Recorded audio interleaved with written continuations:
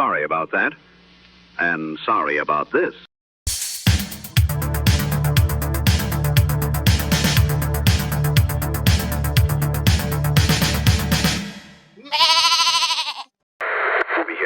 Bonjour everyone, Alf Leblanc here, and today we are going to learn how to prepare a magnificent housefly pie with a caramelized beetle jus.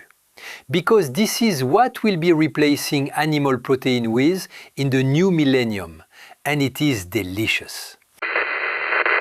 And now, my little chums, it's time to reflect on what we've learned on today's show, for we have less than 20 years to prepare for the robot apocalypse.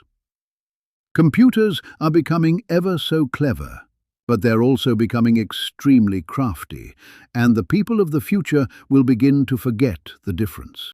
They will nod their heads like obedient droids and will no longer remember their birthdays without asking a robot first.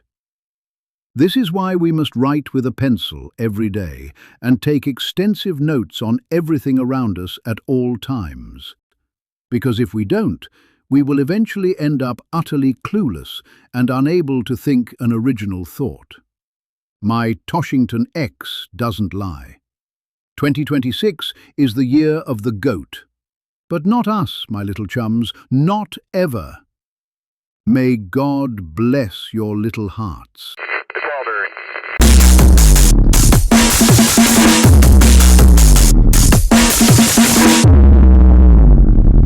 Thank you, Ned. This is the international news at 1. It's been several months since we last informed you about the exciting Chernobyl disaster.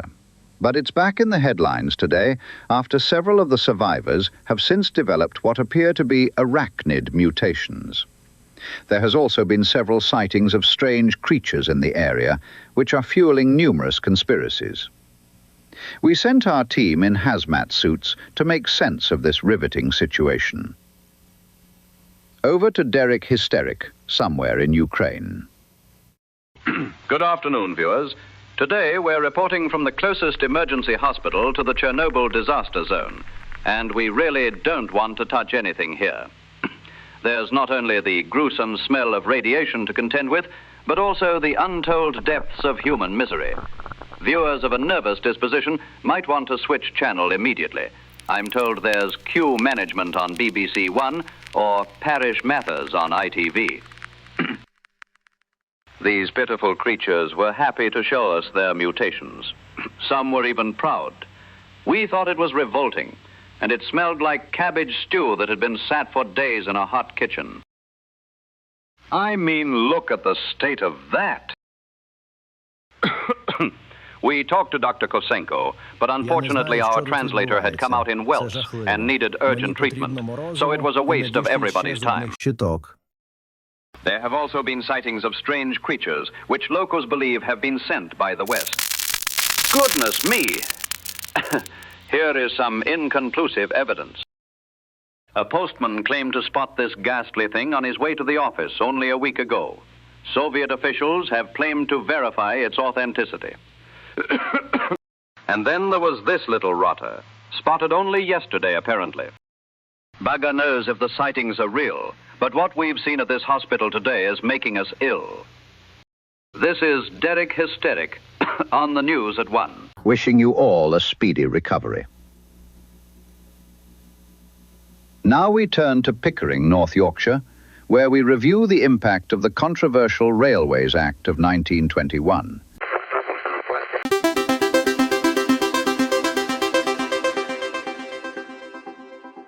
Or maybe, just maybe, it is. Soon-to-be princess is wearing an elegant silk satin bridal gown with Swarovski crystals. Ouch! Flat on the floor, thus ruining her chances of ever getting married. It's Urban Wildlife with Archie Potty.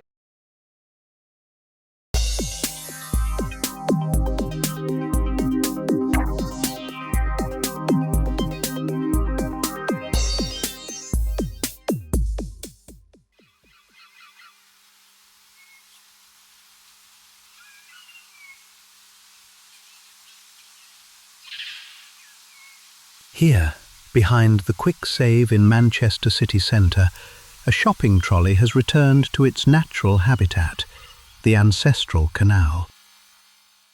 Greetings and tings. You're tuned in to 8-Bit Palace, a pixelated wonderland where we kick ass at video game class every Tuesday night. Up first is Garden Defender 2, a sequel to the Platinum Consultant's masterpiece.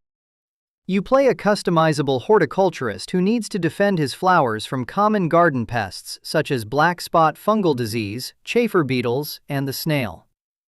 Each day you must prepare your garden hose, ready for the bugs which come at your crops in ever-increasing waves of difficulty, which is a brand new mechanic in the video game industry.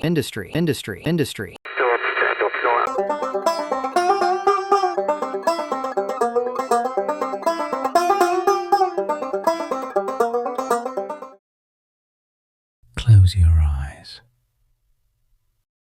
Today you've arrived here, and you are safe from all harm. Rest a short while in our Maker's arms, and fear not the night nor the daybreak, for love is the only constant. Steady as she goes, little one, steady as she goes. And that brings us to a nice close. Join us bright and early tomorrow as we frolic in the forest of free love and existential terror. Sweet dreams.